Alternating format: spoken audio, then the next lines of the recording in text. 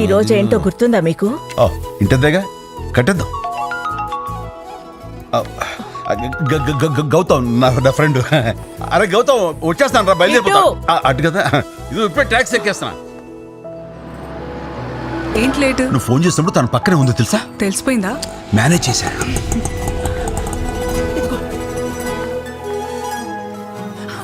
జాగ్రత్త.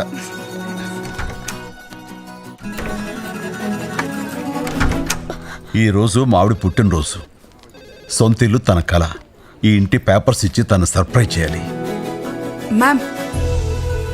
రేఖ, happy birthday. హ్యాపీయేనా? Welcome to Shubhagruha family. Thank you. అందమైన ఊహకు పొందికైన రూపం శుభగృహ.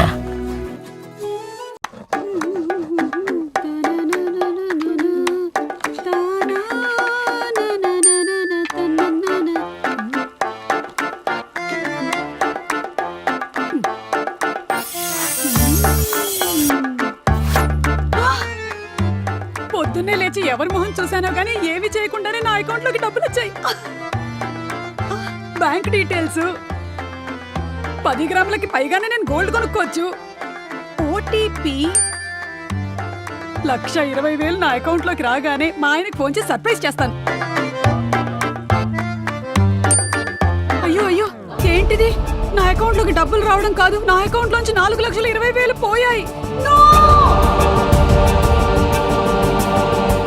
ఇలా ప్రలోభ పెట్టేటువంటి మెసేజెస్, కాల్స్ వచ్చినప్పుడు ఆతృతపడి రిప్లైలు, ఓటీపీలు ఇవ్వకండి.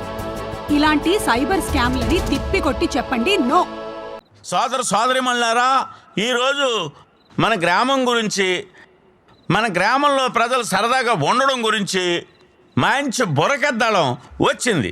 ఆ బుర్రకద్దాళం మనం ఏం తప్పులు చేస్తున్నాం, ఏం చేయకూడదు, ఏది మంచి అని చెబుతూనే కడుపొబ్బ నవ్విస్తూ ఉంటారు. కమ్మగా, తీయగా, సులువుగా, అందరికీ అర్థమయ్యేటట్టు, అందరికీ ఉపయోగపడేటట్టు ఏదైనా బుర్రకథ చెప్పండి అక్కయ్య. అరే నాయనా, నేను చెప్పేది అలాంటి బుర్రకథ కాదురా. మరే ఒక్క ఫోన్ కాల్, ఒక్క మెసేజ్ తోనే మన బతుకుల్ని బొగ్గి పాలు చేసేటి గాదా. ఒక్క ఓటీపీ చెప్పడంతోనే మనల్ని అందరినీ చిక్కుల్లో పడేసేటి వింత గాదా. అందుకే ఈ సైబర్ నేరగాళ్ళ ఉచ్చుల్లో పడకుండా ఈ బుర్రకథ వినరా సోదర, చెబుతాము మేము వినుల విందుగరా. సోదరా, నీకు వాట్సాప్ ఉందా? వాట్సాప్ లో మ్యారేజ్ ఇన్విటేషన్ ఎప్పుడైనా వచ్చిందా? అన్నోన్ నెంబర్ నుంచి మ్యారేజ్ ఇన్విటేషన్ ఏమైనా వచ్చిందా? అన్నోన్ నెంబర్ నుంచి మ్యారేజ్ ఇన్విటేషన్ వచ్చిందే అనుకోండి, మీరు దాన్ని క్లిక్ చేశారే అనుకోండి, మీ జీవితం అంతా సంకనాకి పోయినట్టే. అసలు విషయం ఏంటో చెప్పకయా. అది కాదు నాయనా, అన్నోన్ నెంబర్ నుంచి మ్యారేజ్ ఇన్విటేషన్ క్లిక్ చేస్తే దానిలో ఉన్న ఏపీకే ఫైల్ డౌన్లోడ్ అయ్యి నీ ఫోన్ హ్యాక్ అయ్యి ఇంకా నీ అమౌంట్ అంతా గల్లంతైనట్టే. అదే కాదు సోదరా, గ్యాస్ కనెక్షన్ల పేర్లతో డబ్బులు లింకులు వస్తాయి. ఈ చలాన్ల పేరుతో లింకులు, ఏపీకే ఫైళ్లు వస్తాయి. డబ్బులన్నీ దోచేస్తారు. బ్యాంకు నుంచి మెసేజ్ పంపించినట్టు పంపిస్తారు. మీ బ్యాంకులో ₹1 కూడా ఉండకుండా దోచేస్తారు. వాటర్ బిల్ అంటూ లింకులు పంపిస్తున్నారు. ఉన్న డబ్బులు మొత్తం తోడేస్తున్నారు. పెండింగ్ కరెంటు బిల్ అంటారు. మన అకౌంట్ లో కరెన్సీ కూడా ఉండదు. చివరికి పిఎఫ్ లో ఉన్న అమౌంట్ కూడా వదలడం లేదు. అయినా గానీ ఇవన్నీ కూడా డబ్బులున్న వాళ్ళకి ఎదురయ్యే సమస్యలు. నా దగ్గర డబ్బులు లేవు, అకౌంట్ లేదు, నాకేం సమస్యలు లేవు కదా. నీలాంటి వాళ్ళకి కాదు, బ్యాంక్ అకౌంట్లలో డబ్బులు లేకున్నా మీ బ్యాంకు డీటెయిల్స్ యూజ్ చేసి రుణం తీసుకొని మీ పేరు మీద సొమ్మంతా కాజేస్తున్నారు.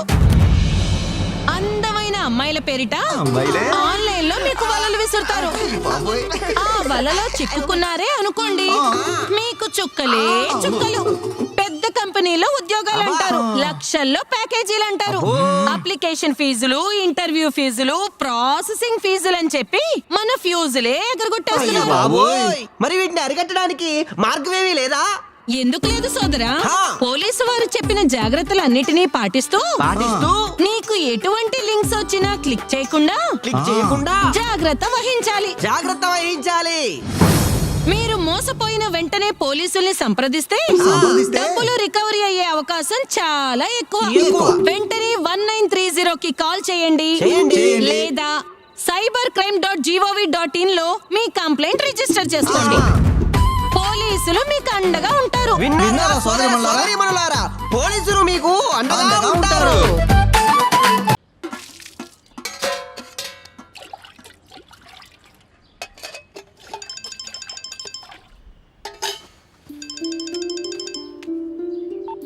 హలో అన్నయ్య గారు, కొంచెం ఈ నెలలో ఇబ్బంది అయ్యి కట్టలేకపోయానండి. వచ్చే నెలలో 2 కలిపి కట్టేస్తాను. రే బాలాజీ, అమ్మా, నీ ఉద్యోగ ప్రయత్నాలు ఎక్కడి దాకా వచ్చాయిరా? ఎవరి దగ్గరికి వెళ్ళి పని అడిగినా మినిమం ఎక్స్పీరియన్స్ కావాలంటున్నారు. పోనీ ఏదైనా పార్ట్ టైం జాబ్ అన్నా చెయ్యొచ్చు కదా. ఇంట్లో చాలా ఇబ్బందిగా ఉంది. అమ్మా, ఈ రోజుల్లో డెలివరీ బాయ్గా చేరన్నా కంపల్సరీ బైక్ కావాలమ్మా. ఏదైనా సెకండ్ హ్యాండ్ బైక్ అయినా తీసుకోవచ్చు కదరా.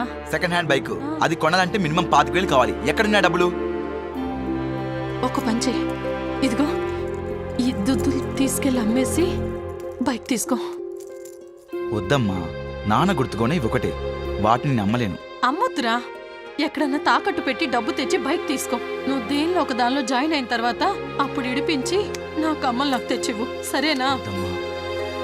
సరే. ఈ బైక్ చూడరా. మామయ్య, NS 200 చాలా బాగుంది. ఒక నిమిషం ఉండి ఫోన్ చేస్తా. నేను మాట్లాడతాను. హలో, రవి గారా అండి? అవునండి. అదే OLX లో 50,000 బైక్ 25,000కే పెట్టారు, నిజమేనండి? అవును భయ్యా, నేను సిఆర్పిఎఫ్లో పనిచేస్తున్నాను. నాకు హైదరాబాద్ నుంచి ఢిల్లీకి ట్రాన్స్ఫర్ అయింది. నేను 3 డేస్లో వెళ్ళిపోవాలి. అందుకే బైక్ అర్జెంటుగా అమ్మేయాల్సి వస్తుంది. మీకు కావాలంటే ఇమ్మీడియట్గా అడ్వాన్స్ పే చేయండి. బైక్ కోసం నంబర్ ఆఫ్ కాల్స్ వస్తున్నాయి. భయ్యా కావాలి భయ్యా, ఇప్పుడే డెలివరీ చేస్తారా? ఇప్పుడు కొంచెం నేను బిజీగా ఉన్నాను భయ్యా. ఒక 10,000 పే చేస్తే ఈరోజు సాయంత్రమే మీకు పార్సల్ చేస్తాను. ప్రూఫ్ కోసం నా ఆధారు, నా జాబ్ ఐడి సెండ్ చేస్తాను.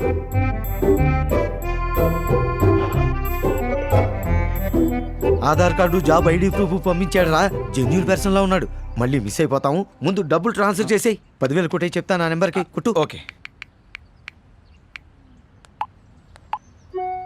కొట్టేసాను మామయ్య.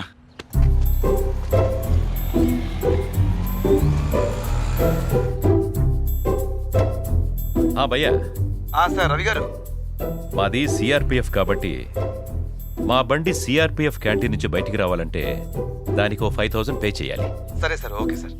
మనకు బండి కావాలి, ఎలాగో డబ్బులు పే చేయాలి కదా. ఇంకో 5,000 కదా, కొట్టే.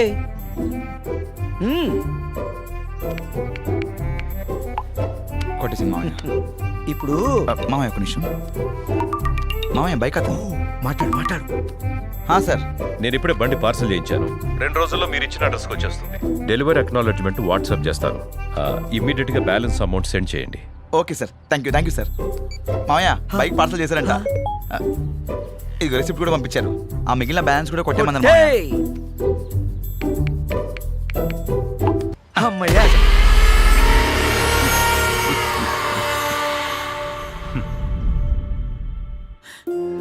ఎంత పని చేసావురా. సిఆర్పిఎఫ్ అధికారని చెప్తే నమ్మానమ్మా. బైక్ పార్సల్ చేస్తారని చెప్పి డబ్బులు మొత్తం కాజేశారు. కష్టపడి రెక్కలు ముక్కలు చేసుకొని సంపాదించిన సొమ్మునంతా ఇలాంటి వాళ్ళు వచ్చి రాబందుల్లా కాజేస్తున్నారు. వదలకూడదు, వాళ్ళని ఊరికే వదలకూడదు. పోలీస్ కంప్లైంట్ ఇవ్వాల్సిందే. రే బాలాజీ, పదరా పోలీస్ స్టేషన్ కి కంప్లైంట్ ఇద్దారా.